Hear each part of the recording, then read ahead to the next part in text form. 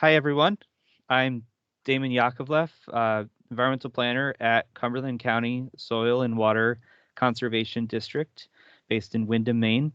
And thank you very much for joining us today for our capstone presentation of our Portland Soil Lead project. So today I'll be joined in this presentation by Jenna Martin-Fisher, the district's education and technical specialist, and John Clark, who is the district's AmeriCorps steward. Just a few bits of housekeeping here. This presentation is being recorded, and we'll post it on our YouTube channel and share the link with everybody after the presentation. We'll also include a report with our findings from this project, along with that email. So we're on Microsoft Teams here. Hopefully that works for everyone. And if you have any questions, technical in nature or otherwise, please feel free to type them into the chat. The presentation itself will take about 40 minutes or so, and then we'll leave plenty of time for questions and answers at the end. So at that point, we'll go back to the chat and we'll answer any questions that have come up, or we'll invite you to raise your hands at that point and ask any questions you have. So yeah, with that out of the way, we'll go ahead and dive right in here. So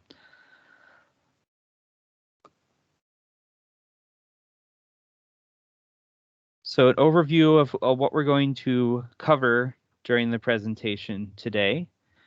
First, we'll talk a little bit about our community agriculture program at the Conservation District, and then we'll get into the main subject, which is the EPA funded Healthy Communities Grant Portland Soil Lead project. So we'll talk about some of our outreach efforts, the sampling we conducted as part of that project, our findings and conclusions, and then talk about some of the next steps.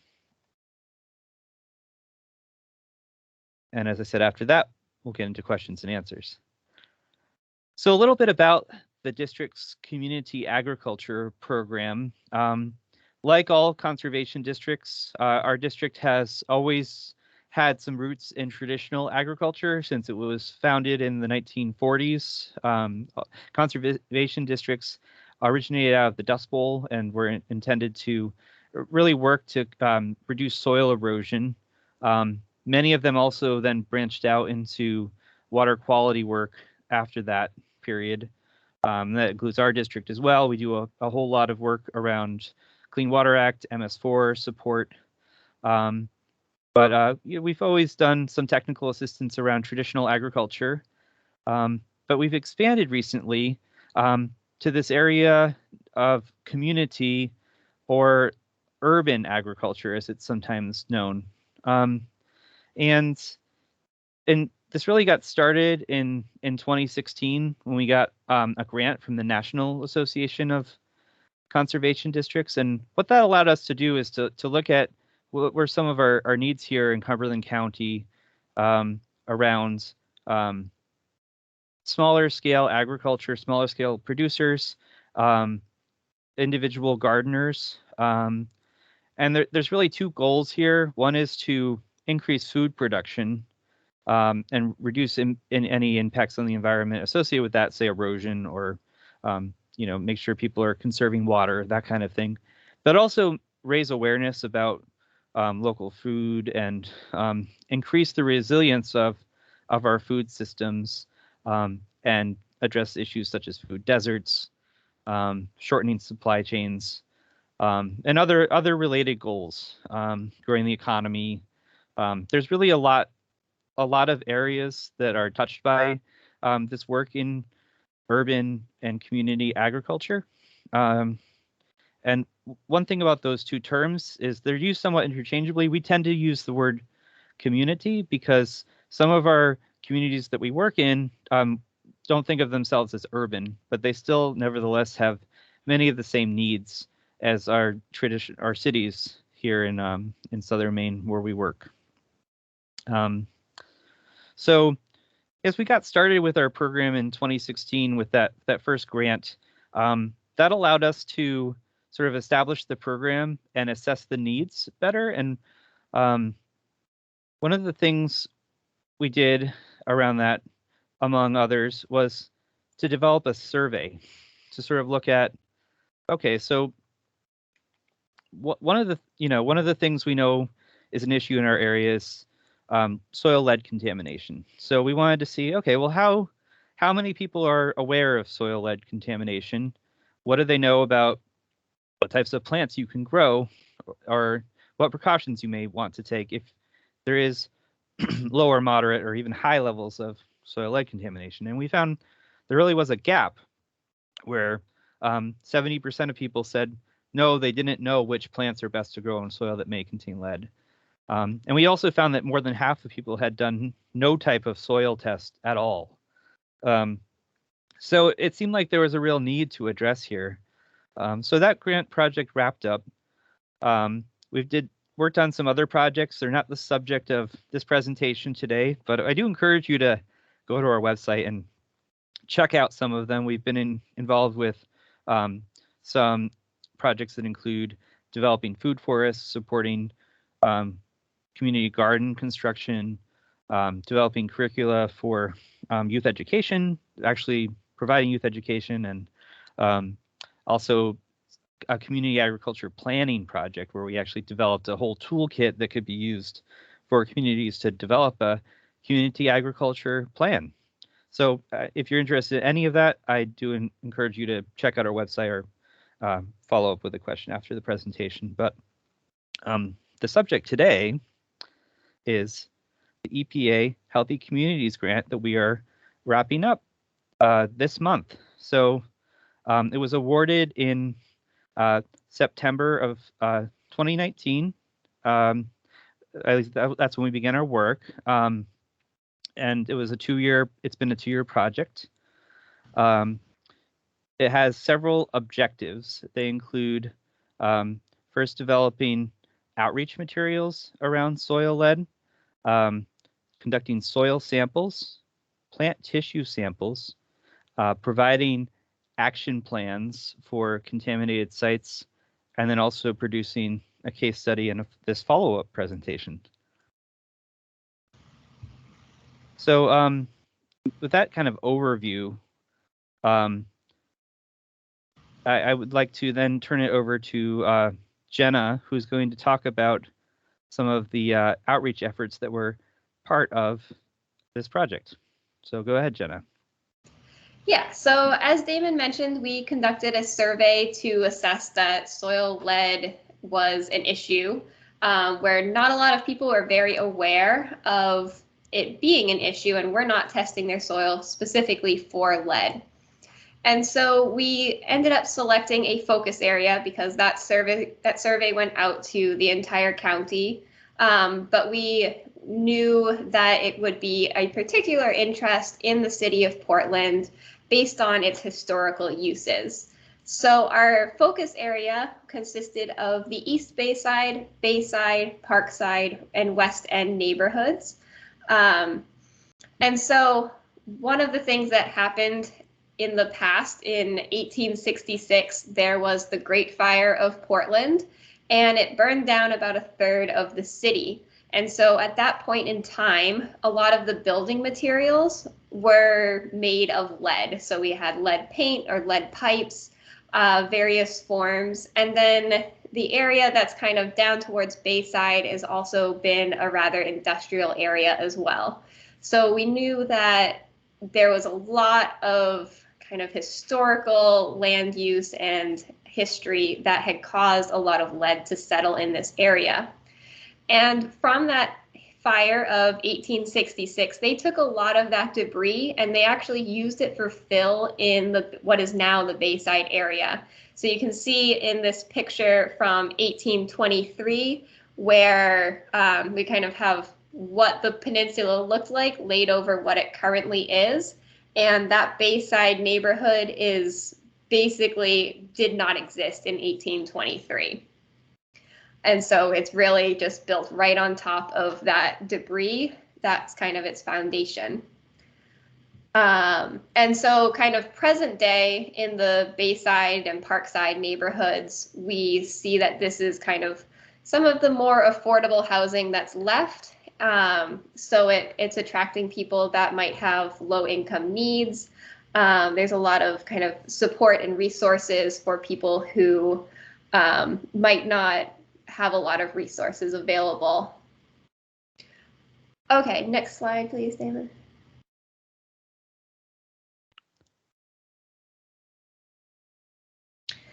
And we also were able to focus in on this area because of a previous survey, which was conducted in 1997 through 2005. And so I believe this was also part of a different Healthy Communities Grant funded by the EPA in partnership with the University of Southern Maine. And so we had a series of data from that study, which also was able to support that these neighborhoods were very high in lead, particularly some of the samples that came out of the West End. I can't remember what they are. Got things that are like upward of 4,000 milligrams per kilogram.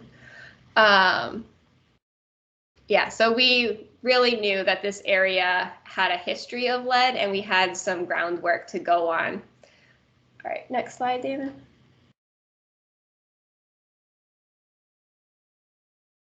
So on top of just providing free soil testing for people that participated in this program, we knew that we also needed to provide a lot of outreach. So when we began this program in 2019, we had a plan to do a lot of kind of on the ground, meeting people in these neighborhoods, being able to canvass with them, and really have conversations around soil lead and engaging the different neighborhood associations so we could really connect with people that we might not be reaching through social media or online. And then we get to spring of 2020 when we are supposed to start kind of this outreach plan, and everything shuts down because of COVID. So there goes our kind of targeted on the ground in-person outreach plan, and we had to totally pivot and kind of rethink how we're still going to try and reach people. We knew that we could still provide soil testing, but we knew that it wasn't a good idea to be doing really anything in person. And then also not wanting to go out while people are very nervous around kind of a public health issue and introducing a whole new public health issue that they should also be concerned about. So really trying not to kind of go overboard with like fear and getting into that. So for our new plan, we switched to more kind of social marketing tactics. We had a number of partners who were working in the neighborhoods and were able to kind of refer different groups or organizations. We got to do a lot of testing for Cultivating Community, who coordinates many of the gardens in that area. We did some social media that was kind of very targeted to people living in that area who might be growing food. And then we also used a lot of traditional media types as well, which I'll talk about in a minute, as they prove to be our most effective outreach methods. A big part of what we wanted to do to be able to reach everybody was to develop fact sheets.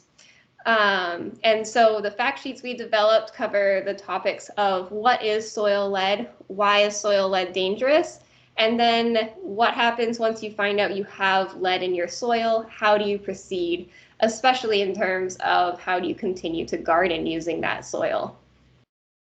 And so we were able to translate all of those fact sheets into 4 additional languages to help meet some of the needs of new Americans who might be living in these neighborhoods as well.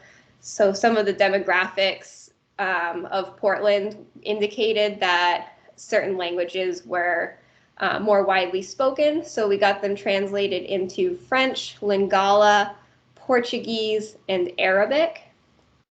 All right, next slide, Damon.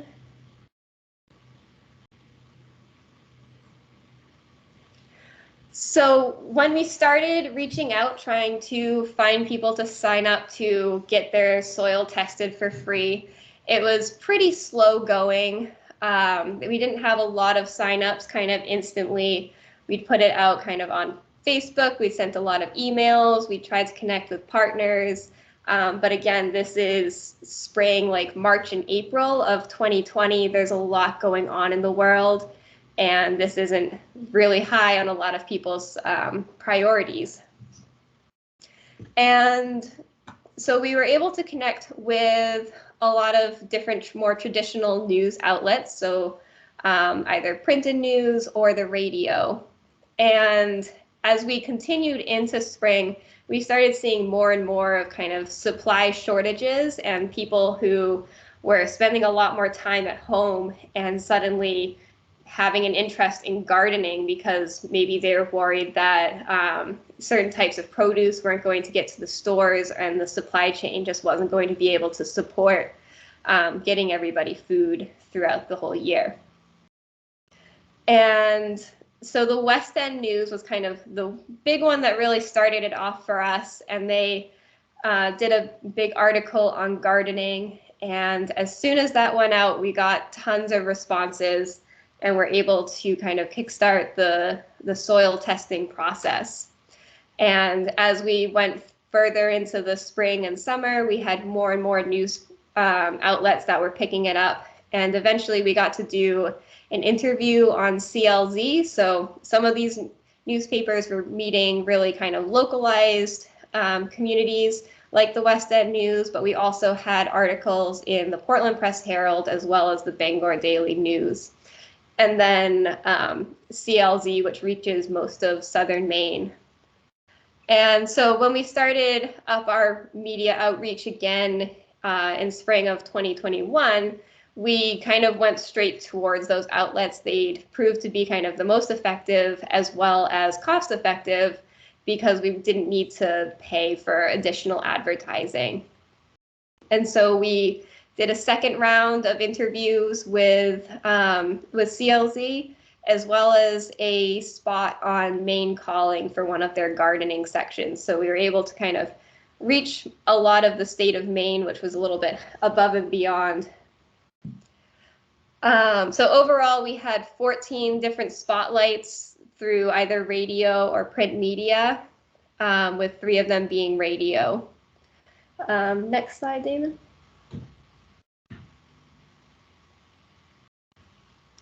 So another piece of outreach that we were able to do was a soil shop. And so this was really made possible by our partnership with the EPA, who were able to support some extra sampling support. And so we were able to finally, in the fall of 2020, hold an in-person event. So that's our top picture here. So we made sure we had lots of space. We were all very, very careful being out at the Portland Farmers Market. Rob was able to come up and join us, and we did a lot of outreach ahead of time to let people know that we would be there to just collect their sample. So all they had to do was bring us their bag of soil, and then we could send it back with Rob to get tested at the EPA lab.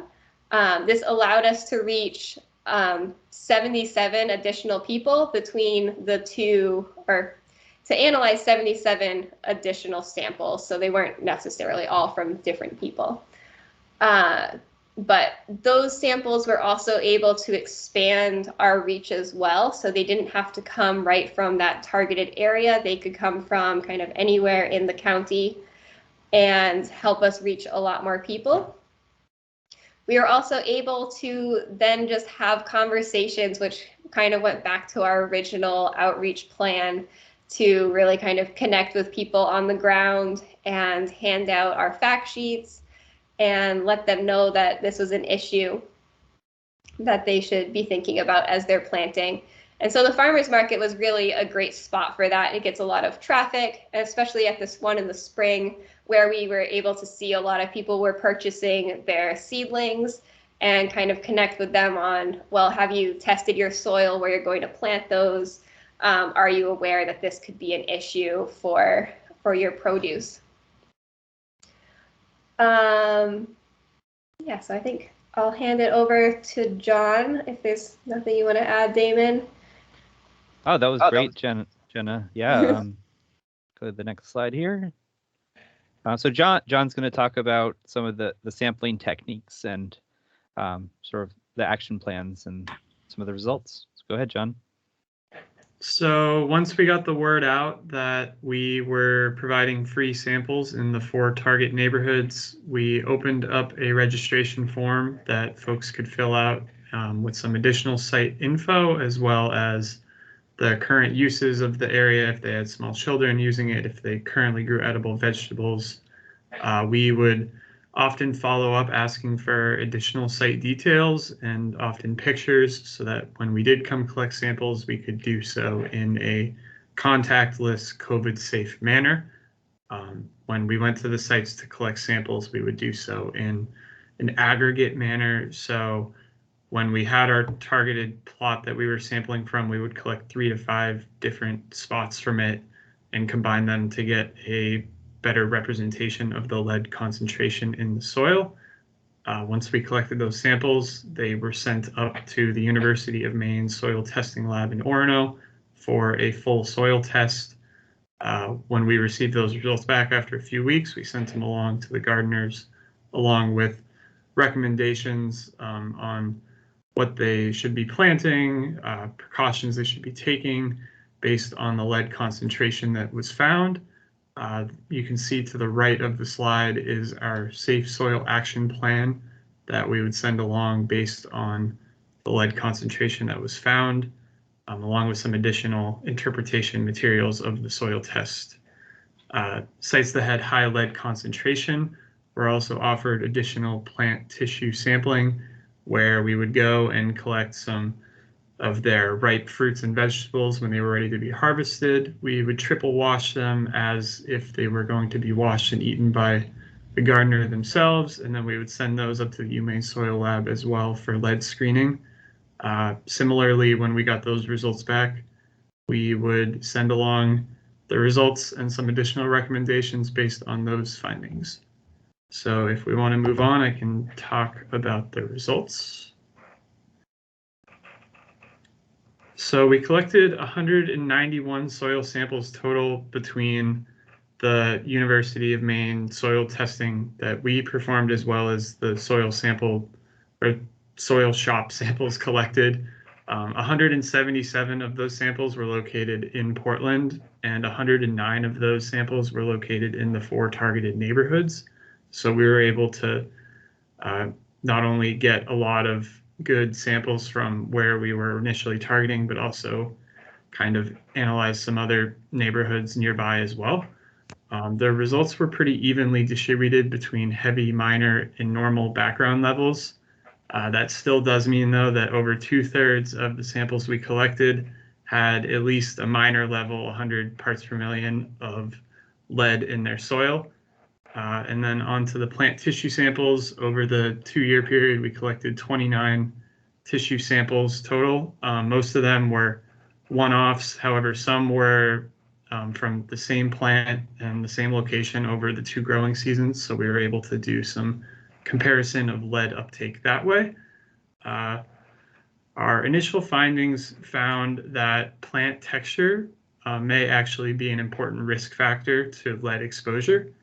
Plants that had rougher texture and larger surface areas, so leafy vegetables versus fruits, may accumulate more soil particles in areas that are more difficult to clean and remove those soil particles. So we do think that this sort of uptake method is something that should be studied further with additional plant tissue sampling. So I'm going to hand it off to Damon to talk about the results some more. Thanks, John. And one thing I wanted to mention too is John has been our AmeriCorps steward, and he's wrapping up his term soon, and he's done a fantastic job on this project and other projects. We also had last year, we had Laura Heinlein, who you saw some pictures of earlier in our presentation, and she did a fantastic job as well. And I encourage anyone listening to sort of, if you have an opportunity to work with the AmeriCorps stewards or looking at that program, I definitely recommend it. It really has added a lot of benefit to our work at the conservation district. So thank you, John. So so the sort of one of our last steps here for this project was to map the data. So we took the data that John just explained. We had 177 samples in Portland, so we focused on those, and we aggregated it, creating sort of a hotspot map, and we blended the data to obscure individual addresses. And then we sort of looked at it, mapped several different ways, and we're still think there's some other ways that this can be sliced and diced, but this was sort of an interesting map that shows like where some of the real hotspots are, and we have a few mostly in the West End, and then a couple off Peninsula as well that showed some real clusters of high readings. But the West End came in again and again as being an area to focus on where we have some really high results. So it certainly merits some extra caution, some extra warning to people who live in that neighborhood in particular, I think. But as we collect more data and work on this continues, I think this map can be filled in more, and we can look for where there may be other sort of hotspots. We did another thing we did find too was that no matter where you were, there's a chance that there could be a higher lead level. Even within properties, there's some considerable variation. Some of the things that we might look to are where there's an old foundation, where there may have been an old building, or where maybe a building burned down in the past and then the debris got scattered. Even if it wasn't in, like, the West End is not a place that was in the path of the Great Fire of 1866. So we thought maybe going to this that it wouldn't have such high readings, but it did. So you just don't know based on the long history we have in Maine where lead was used casually by industry and in home construction and other activities. You might just have a hot spot at your home and not know about it. And the only way to really know is to do the testing. So that's kind of a segue into what's next for us. So we're extremely happy to be awarded funding for phase 2 of our soil lead awareness project by the EPA through the Healthy Communities program again. So we're going to start that up next month, and it'll be another 2-year project, and it's going to expand the sample area to not just the targeted neighborhoods in Portland, but also the rest of the city, and then also looking at Westbrook and some adjacent municipalities, and also expanding to some of our other places in the county that may have older housing stock, some of the older village centers. And we're going to look at updating the outreach materials as needed. One of the things we're really going to be looking at to include is, as John described, some of the findings for plant tissue lead concentration based on the texture. So those rougher texture plants being more of a risk. That's something we really feel like needs to be studied more, but also this project showed us enough to be worried about it and to want to raise the alarm somewhat. Even though we can't say it's conclusive, we do want people to be thinking about that at least. In particular, because a lot of the times the way people garden here in Maine, they'll have their herb gardens, they're perennials planted next to their house. Maybe they don't have a lawn there, so it's a little bit easier to keep it up. But unfortunately, that's often the place where you have your highest lead concentrations, next to some of our old houses here in Maine, where over the years lead-based paint was scraped off as they repainted, and all those lead chips ended up in the soil, and that's where your highest concentrations may be. So unfortunately, that may be a pathway for lead exposure. So we want to raise some awareness about that, and definitely continue to study it. And also, one thing we found during the course of this project is that people have been asking about chicken eggs.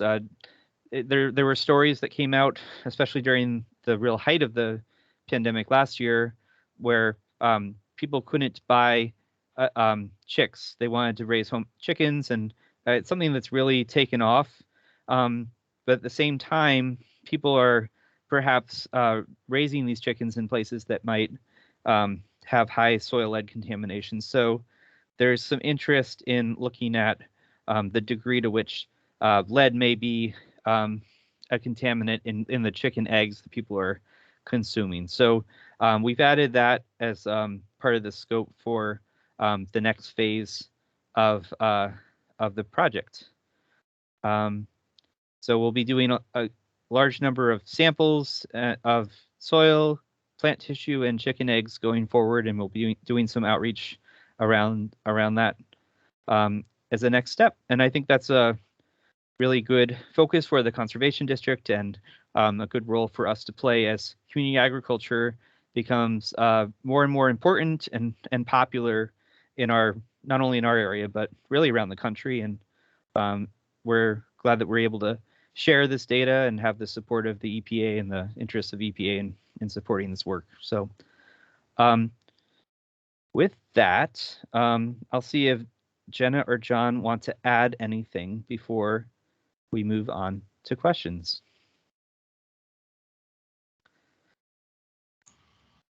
All right. I guess for the future funding, one of our other big focuses kind of on audience is reaching kind of more vulnerable populations, particularly women and children, and making sure that they have this information, because lead, while it can be harmful for everybody, is particularly harmful for children under 7 as well as pregnant women.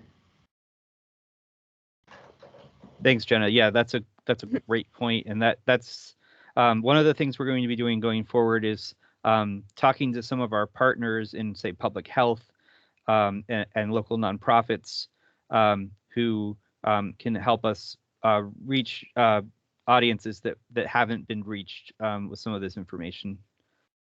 So I think building on partnerships is going to be a key part of going forward. And we don't know what's going to be happening with the pandemic in the future either. I mean, if you asked me 2 months ago, I would have said we're heading toward normal again, but that certainly did not turn out to be the case. So regarding this project and all of our projects going forward, we're going to have to really think about how in-person outreach is going to happen, and some of the lessons learned here I think are going to prove valuable, especially in terms of using the media, getting earned media outreach, and using social marketing to spread the word. And yeah, I think that's going to be really crucial going forward. So and I would say also that if you are looking at the spatial data that Damon put together and thinking, wow, my house is very close, I think, to one of those kind of hotspots, like what do I do now? If you haven't tested your soil, that's available through the UMaine Soil Testing Lab. But you can get kits from the UMaine Cooperative Extension or from us, as well as sign up to participate in the next round of soil testing. Oh, yes. So look to our website for the sign-up list, which will be, I think it's available now. And if you sign up now, you'll go on the wait list. But starting October 1st, we'll start our next round of sampling. Yeah. So with that, I will end screen sharing, and we can take any questions people may have.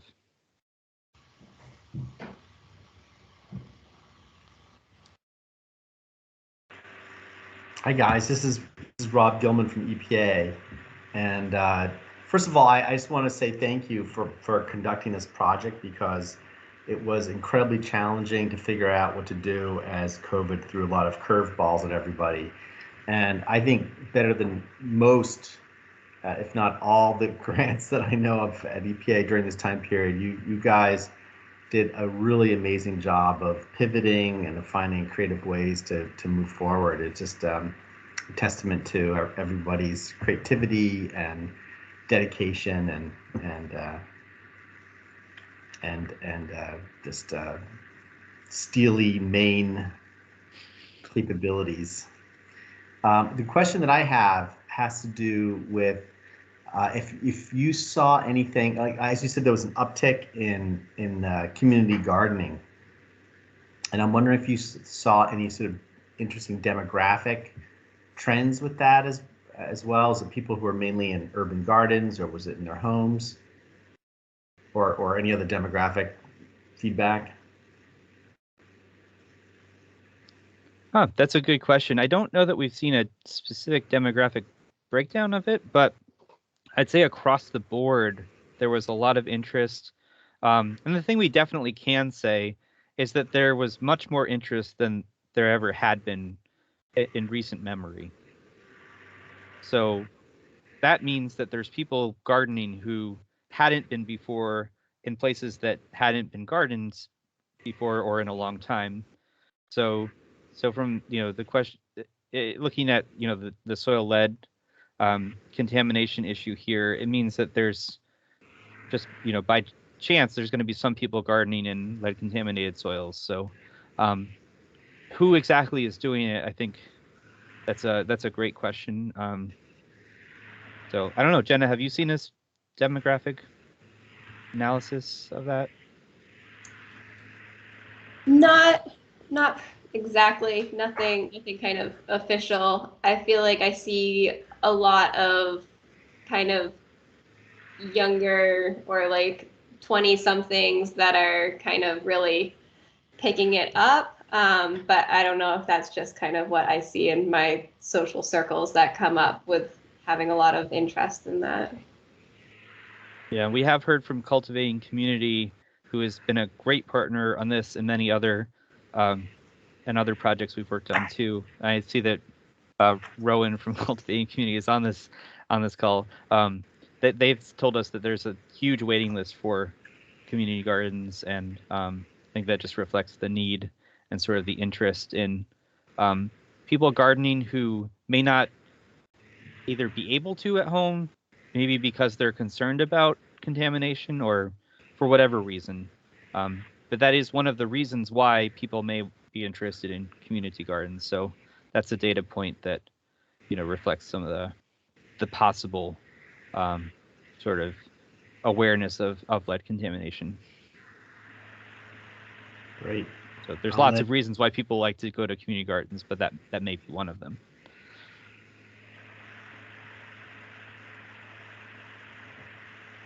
Great. So does anyone else have any questions? Yeah, and we'll look to the chat too. If anyone has any questions, you can either throw them on the chat, or just, it's a small group here, so go ahead and unmute yourself.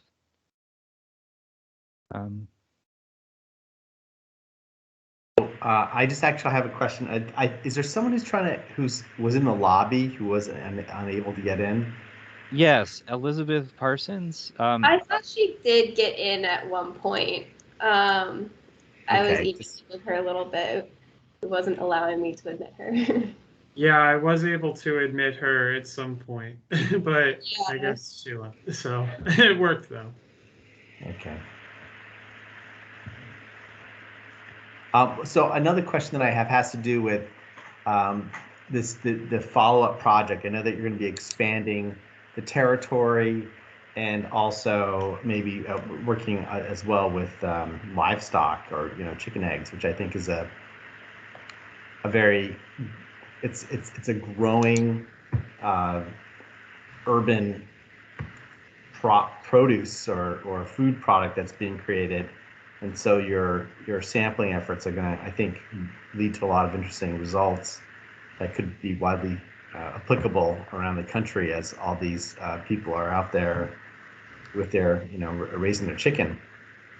Are you setting up different a collection of stakeholders or partner organizations due to this different geographic area as well as the different focus on working with chickens? Yeah, I think we're going to be, since it's a bigger area, we're going to be looking to the municipalities, I think, a little bit more than where we're looking at 4 neighborhoods here. And we did include the Portland public health people and of course, Cultivating Community, some other local nonprofits. But the real focus was outreach through the neighborhood organizations initially with our phase 1. And phase 2, maybe more looking at some of the municipal level outreach, and then sort of going from there and working our way down, I think. And I think some of it will be the same. We'll definitely want to look at some outreach through neighborhood organizations, and specifically looking at chicken keepers. But there may be some other organizations that that we want to provide outreach through, such as say places where people buy chicks like Blue Seal and whatnot. So we're going to be thinking about that. And I think a big part of our work in November, as the new project comes online, is going to be, what are the new outreach,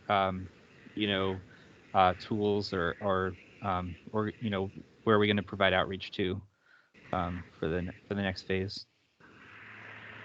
Great. Well, your presentation did a really good overview, and I know that it's a great way for Martine to sort of get some context and some historical information about the work that you're doing. And John, you've done such a good job living and managing your way in Portland. Where are you off after this? Thank you. I have not decided yet where I'm off to after this. I'm going to take a little break in November and take some time and do some exploring. Excellent. You're in a good part of the country to do that, so that's great. Our last AmeriCorps, Laura hiked the Pacific Crest Trail after her AmeriCorps, and she's doing well. We just heard from her, so and she's going to grad school, I think, after that. So Rowan, I see your hand. Why don't you go ahead, Rowan? Hi, thank you. Thanks for doing all this work, and I know I've shared some feedback, but I have 2 follow-up questions to share quickly. One is related to soil testing. I know it comes up a lot for us to have like air quality contamination and particulate matter settling out close to roadways, and that's definitely factored into some planning and siting of community garden spaces and decision making around whether or not a particular site is appropriate for growing food. And it's definitely like some of that does show up into the soil, but I'm wondering if there's any way that kind of like proximity to like roadways and the speed of traffic could factor in or has factored into some of the testing that you have done or could do in the future. That would be really informative for looking at where to prioritize or maybe not prioritize safe local food systems. And then also whether you see including in the future any funding or partnerships to kind of, if you identify high areas of lead, if you have some resources to then link people to, or at like a sliding scale or have some funding for remediation or connecting people with other partnership organizations that could maybe help problem solve for people that find they have high levels of contamination and don't have the resources independently to then create a safe space for their kids to play or a safe space to grow food. Yeah, those are two great questions. So for the first one, I would say we do anticipate, I mentioned that building foundations and areas next to houses are typical hotspots. So are areas near roads because of the long use of leaded gasoline. So that's definitely something we'd look at. There's also other contaminants that you get from high-speed roads, from brake wear and other things where that not just lead. So growing food right along a high-speed road, could introduce some potential risk for contaminants. One of the things that could really help going forward in pinpointing some of the hot spots is X-ray fluorescence techniques, XRF machines, which are portable machines that use X-ray technology to immediately identify elements like lead and heavy metals in a sample. And you could very quickly take a whole lot of samples on a site and sort of try to figure out where are your hot spots and where are your clean spots as far as lead and metals. And that would be a good way to sort of really answer this question about the road and whether there's the road that vehicles have led to greater contamination there. So that's something we're looking at going forward. Long term is possibly finding a way to access that technology, either through grants or some other means. And then the other question about remediation and how that could be prioritized and assessed. One thing I wanted to mention as far as the next step is that the University of Maine Engineering Department is partnering with us to look at some landowners who we identified as having moderate to heavy contaminated sites are going to get some support from a team of seniors at the University of Maine working on their capstone projects.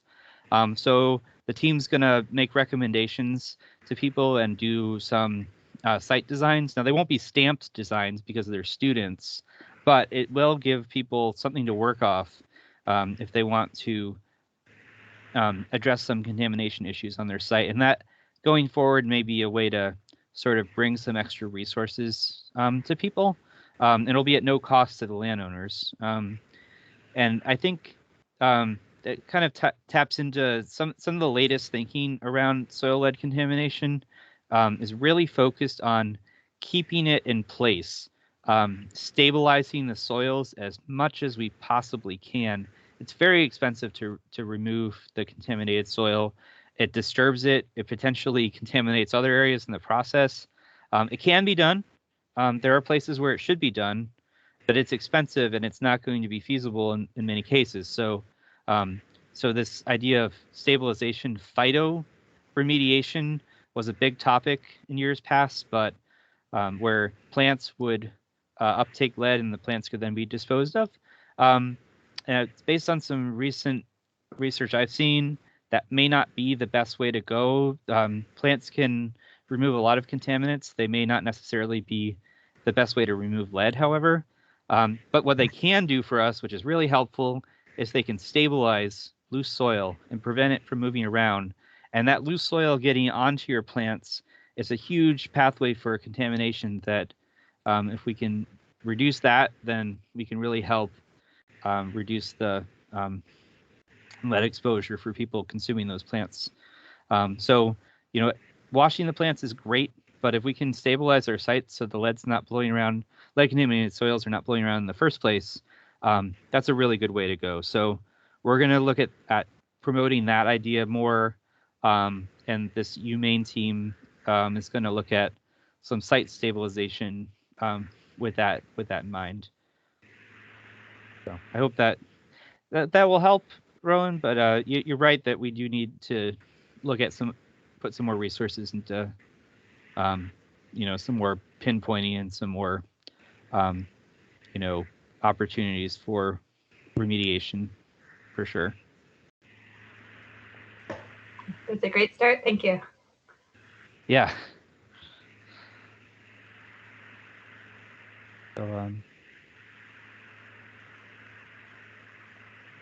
So are there any other questions? We're coming up on 4 o'clock here, so.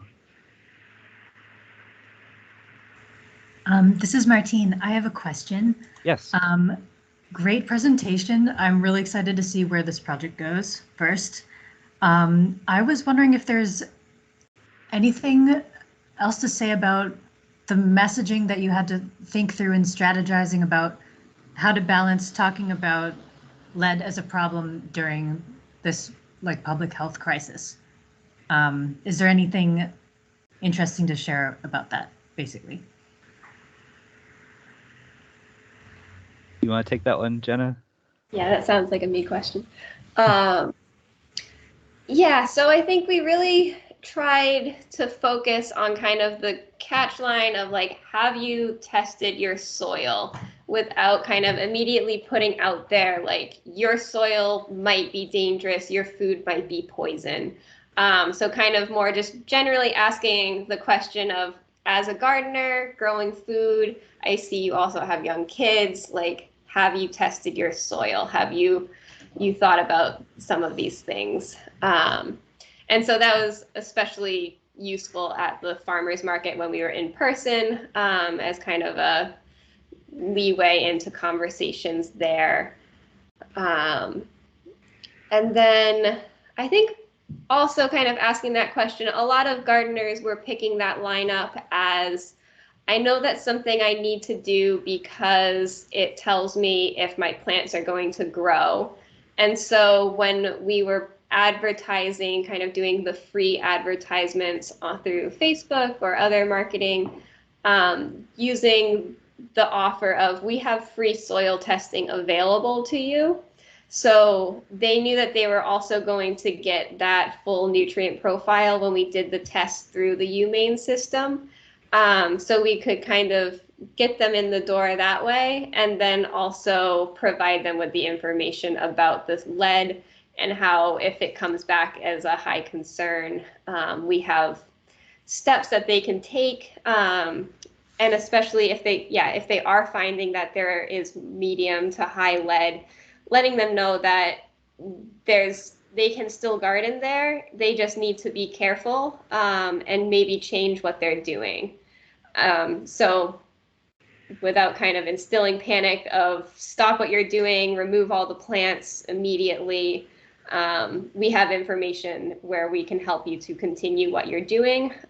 We just need to change maybe exactly what you're doing. Thanks. Very interesting.